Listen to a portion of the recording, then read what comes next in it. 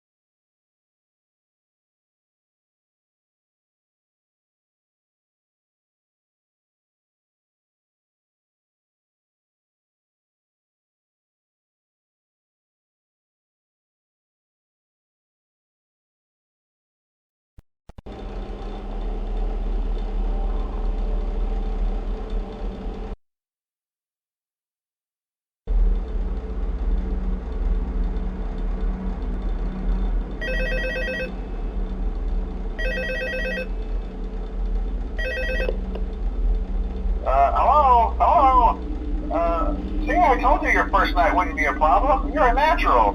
By now I'm sure you've noticed the older models sitting in the back room. Those are from the previous location, and we just use them for parts now. The idea at first was to repair them. They even started retrofitting them with some of the newer technology, but they were just so ugly, you know, and the smell. So the company decided to just go in a whole new direction and make them super kid-friendly.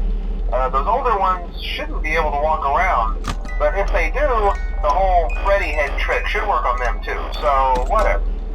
I love those old characters. Did you ever see Foxy the Pirate? Oh wait, Foxy. Oh yeah, Foxy.